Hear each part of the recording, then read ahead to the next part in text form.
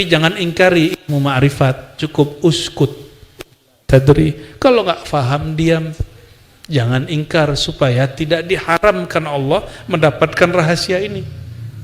Gitu. Yang kedua, ma'rifat. Jadi yang pertama bersyariat, yang kedua berma'rifat. Oleh karena itu hamba yang disebut al-insan al-kamil, dia mesti bersyariat, dia mesti berma'rifat.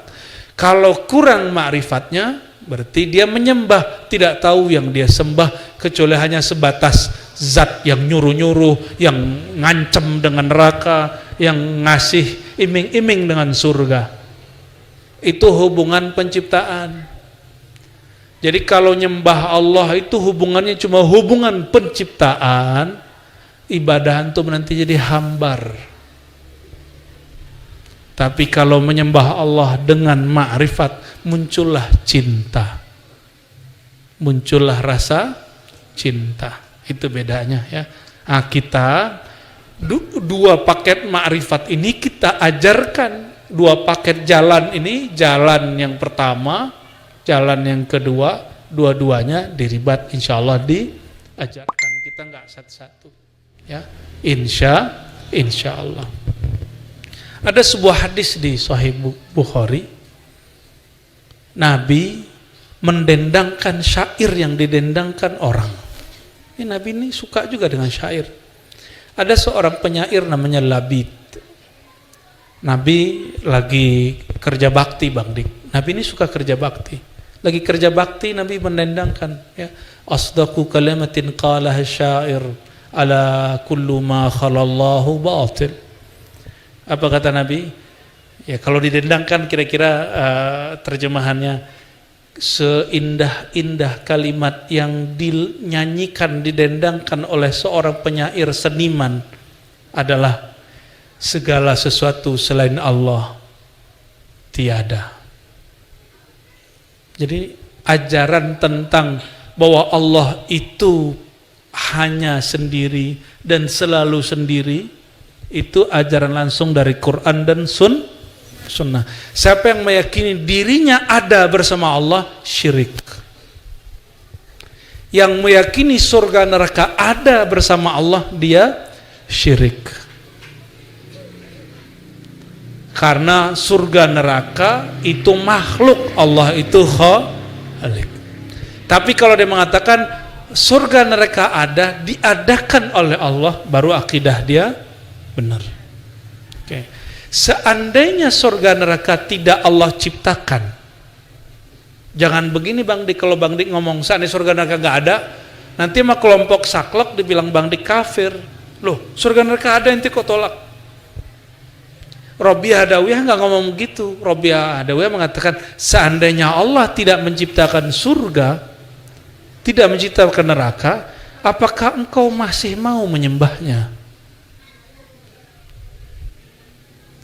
Nah, kalau bab penciptaan, menyembah Allah karena diancam, menyembah Allah karena harap pahala, boleh nggak? Boleh.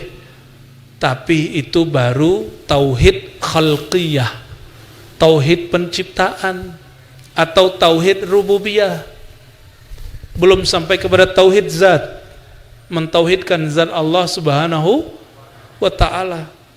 Seandainya Allah tidak ciptakan surga dan tidak ada namanya bidadari, Bang Dik masih mau sholat tahajud nggak? Jadi Sufyan Ats-Tsauri dia pernah tertidur dari tahajudnya. Ketika bangun udah subuh, itu bangun dia nangis karena dalam tidurnya dia bertemu sosok bidadari. Yang bidadari itu dikalamkan waktu dia masuk ke alam surgawi di mimpinya. Inilah istrimu, begitu. Langsung dia mau peluk karena bidadari kan cantik bener Bang Dik. Gak ada apa-apanya, mohon maaf dengan ya perempuan di dunia ya. Lalu ketika dia mau peluk istrinya di surga, sang istri ngomong gini, maaf Mas Sauri. Maaf kenapa? Maharmu ketinggalan. Loh, maharnya apa? biasanya engkau kirim mahar malam ini yaitu tahajud, tapi engkau tertidur, bangun dia nangis. Semenjak saat itu dia nggak pernah tidur lagi malam hari sampai mati. Imam Sufyan Ats-Tsauri. Kira-kira gimana tuh nasib kita tuh? Bidadari itu kalau meludah di muka bumi, seluruh permukaan bumi harum bau kasturi. Kalau Bang Dik ngeluarin air ludah, bau jigong Bang Dik. Beda sama bidadari. Tapi bidadari itu nggak pernah sholat, sedangkan istri Bang Dik sholat. Pilih mana Bang Dik, istri atau bidadari? Istri di dunia atau bidadari? Pilih loh, kan dua-duanya, tamak ente. Bidadari nggak pernah sholat dan nggak pernah haid. Istri Bang Dik haid kan, tapi dia sholat. Gimana tuh? Pilih mana? Pilih salah satu. Ini disiarin nggak nih? Jawab dong. Ya kan, untuk menemukan bidadari yang cantiknya, tidak terbasuh air wudhu itu, bagaimana sikapku di dunia ini menyintai istriku dengan baik-baiknya gitu. Alhamdulillah. Semoga didengar istrinya ya. Kan salah lagi. Salah pula. Taib. Jadi teman-teman semua gak usah terlalu nafsu dengan surga. Masuk surga itu gak pakai nafsu, tapi pakai rahmat Allah. Benar toh dalilnya sahih gak nih? Kamu gak masuk surga dengan amalmu, karena kamu pasti nafsu dengan amalmu ya. Masuk surga itu dengan rahmat Allah. Rahmat Allah itu jeroannya Nabi Muhammad SAW. Batinnya Nabi Muhammad itu rahmatullah. Benar gak? Jadi ketika beliau mengatakan tidaklah kamu masuk surga kecuali dengan rahmat Allah, lalu orang bertanya, engkau begitu juga wahai baginda? Kata beliau, iya, kecuali Allah meleburkan aku dalam rahmatnya. Ini yang nanya belum aware juga ini. Padahal maksudnya akulah sang rahmat itu. Jadi kalau diterjemah gimana? Tidaklah kamu masuk surga dengan amalmu, kamu masuk surga semuanya dengan syafaatku. Karena nabi-nabi terdahulu nggak boleh memasukkan umatnya masuk surga kalau Nabi nggak izin. Hatta Nabi Adam nggak boleh masuk surga lagi kalau Nabi Muhammad SAW nggak izin. Itu yang disebut birahmatih. Sahabat terhijab dengan zahirnya tubuh Nabi Sayyidina Muhammad bin Abdullah. Padahal beliaulah yang disebut di Quran, wa ma arsalnaka illa rahmatan lil alamin. Kami tidak utus engkau kecuali engkau hakikatnya adalah rahmat. Maka hakikatur Rasul sallallahu alaihi wasallam rahmatullah. Tidak perlu mendirikan khilafah karena Nabi tidak pernah mendirikan khilafah. Ya. Jadi kalau ada yang mengatakan Nabi Muhammad SAW tidak pernah mewujudkan, tidak mampu mewujudkan rahmat kecuali dengan khilafah, itu kesesatan akidah. Kesesatan akidah. Kenapa? Nabi belum lahir sebagai Muhammad bin Abdullah sudah rahmat. Dan Nabi secara ilmu sejarah tidak pernah buat khilafah. Yang buat khilafah para sahabat. Karena khilafah artinya kekuasaan penerus pengganti kekuasaan Nabi Muhammad sallallahu alaihi wasallam yang berdasarkan syariat. Nabi Muhammad sumber syariat, maka Nabi yang dibuat negara kenabian, bukan negara khilafah. Khilafah sahabat yang buat. Jadi tolong diluruskan ya, sang rahmat itu adalah baginda Nabi Muhammad sallallahu alaihi wasallam. Ini penting sekali teman-teman ya. Beliau mengatakan kuntu awwalan nabiyyin fil khalq. Akulah nabi pertama di kalangan makhluk. Maka dalam ajaran Ahlus Sunnah yang diyakini oleh para ahli ma'rifat, makhluk pertama itu Sayyidina Muhammad sallallahu alaihi wasallam, nurnya. Nur itulah isinya rahmat. Nur itu isinya rahmat. maka orang yang mendapatkan percikan rahmatnya Sayyidina Muhammad SAW, pasti dia punya adab membicarakan Nabi Muhammad SAW. Dan betapa banyak hari ini orang membicarakan beliau tidak beradab, ya. Nauzubillah min dzalik. Saya mau tanya Bang Dik, dari sisi Allah, selain Allah tiada, tapi dari sisi makhluk ada wujud makhluk, ada wujud Allah. Oke. Lalu ada ayat la tudrikuhul absar, surah Al-An'am. Dia tidak dapat dicapai oleh pandangan, benar? Tapi dia meliputi semua pandangan. Terus gimana dengan Nabi Muhammad SAW di malam Mi'raj? Katanya memandang Allah.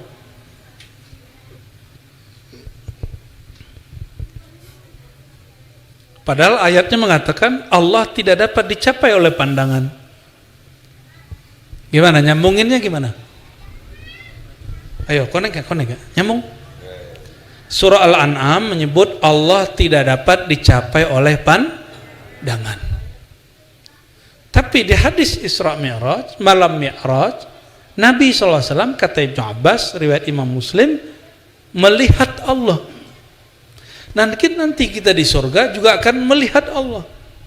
Akidah Syiah yang cenderung ke Mu'tazilah, dan Mu'tazilah semua dan Qadariyah mengatakan mau dulu Nabi Muhammad SAW ataupun nanti di surga itu selama-lamanya tidak dapat melihat Allah. Itu akidah mereka. Sedangkan akidah Ahlussunnah, Allah itu ada atau bukan?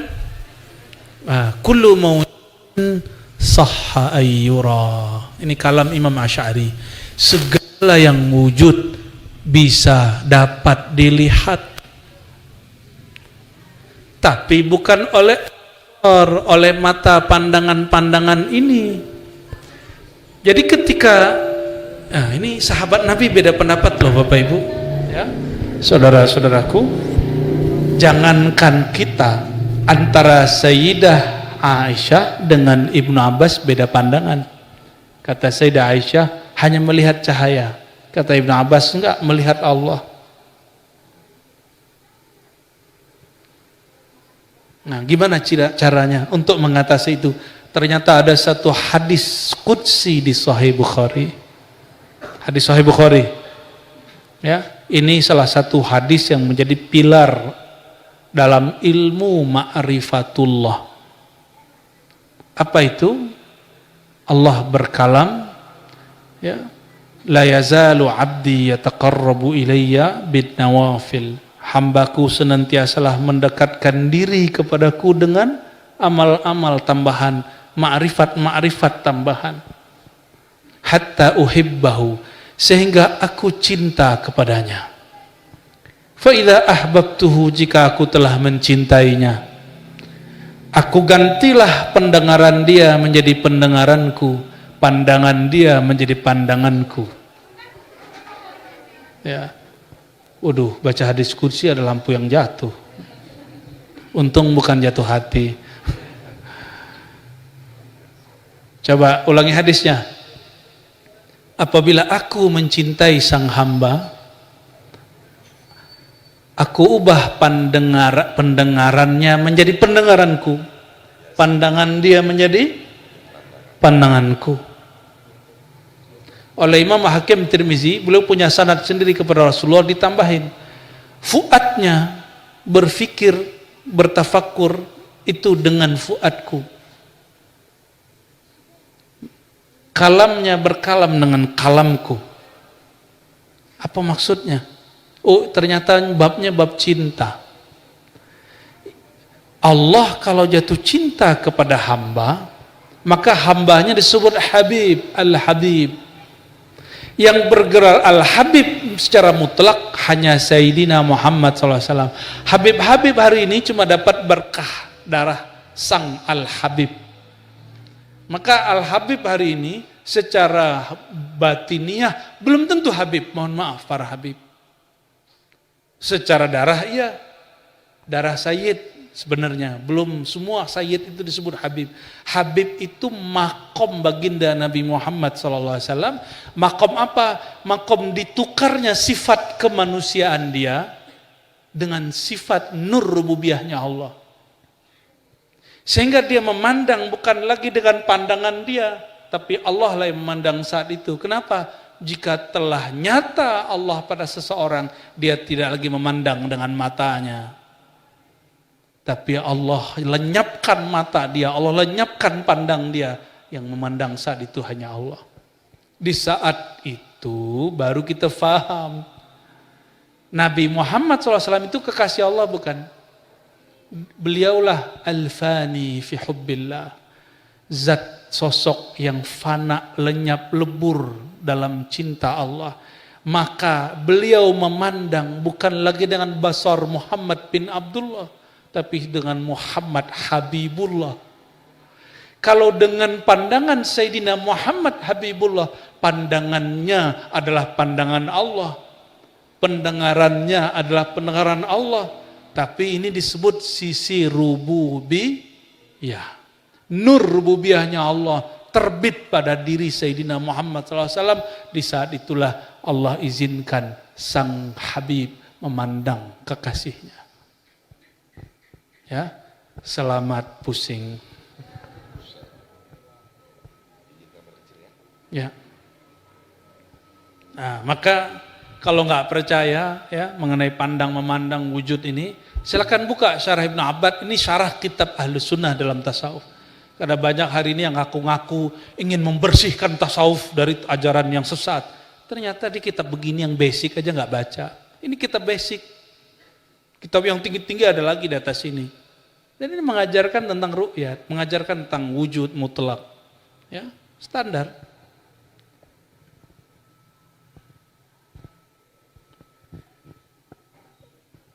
Imam Syazili, kakek guru dari Ibnu Athaillah, pernah mengisahkan tentang dirinya dileburkan ke dalam nur sang Habibullah. Jadi yang boleh memandang Allah kan cuma kekasih, yaitu Sayyidina Muhammad SAW. Maka at-tariq al-wahid fi ru'yatillah al-fana fi hubbi habibillah. Jadi satu-satunya jalan untuk memandang Allah, mengenal Allah hanyalah lebur dalam mencintai sang kekasih Allah. Maka nanti kita dipinjamkan basornya, dipinjamkan samanya. Baru diizinkan memandang. Sayyidina Abul Hasan Syazili, karena manhaj tasawufnya Ahlus Sunnah, termasuk Jatman, Jamiah, Thariqah, Mutabarah, katanya ikut Imam Syazili. Imam Syazili mengatakan apa? Aku pernah dianugerahi ru'yatullah. Ngeli gitu. Ada di sini dengan lafaz yang lebih vulgar lagi ya. Kalau di kitab At-Tanbih Syarah Hikam Thailah ada di halaman 220. Ya. Qawiya alaih syuhud marrah. Penyaksian terhadap Allah begitu kuat rasanya pada diriku. Lalu aku bermohon fasa'altuhu ayastura dzalika anni. Lalu aku bermohon, ya Allah, tutuplah musyahadah memandang ini daripada engkau. Enggak usah. Faqila li, tapi tiba ada yang membisikkan. Kalau engkau meminta kalamnya Musa, ruhnya Isa, pilihannya Sayyidina Muhammad, itu baru bermasalah. Tapi mintalah ayyuqawwiyaka, untuk menguatkan engkau dalam cinta kepadanya. Baru sanggup memandang Allah Subhanahu wa ta'ala. Maka saya boleh buat satu kaedah ya. Kesiapanmu ya, ista'daduka li ru'yatihi, kesiapanmu untuk memandangnya bergantung kepada isti'daduka li mahabbati habibihi atau li hubbi habibihi. Sejauh mana engkau mencintainya, sejauh itulah hakmu memandang Allah. Jadi nanti di akhirat kan ada salah satu surga memandang. Surga itu ada surga syahwat, kawin sama 72 bidadari. Mau gak? Jomblo-jomblo? Mau ente? Satu aja belum ya. Kuat gak tuh 70 ntar? Ini 70 loh, belum lagi dayang-dayangnya itu. Itu 72 itu ratu semua. Ya. Tapi Allah yang menciptakan bidadari itu lebih indah. Maka ketika ahli surga sudah jenuh dengan nikmat surga, mereka bertanya, siapakah yang punya surga ini?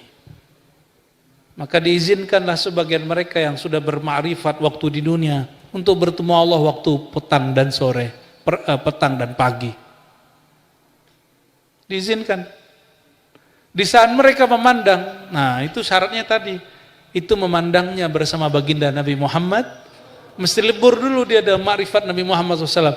Oleh karena itu teman-teman, kullu haqiqatin batil.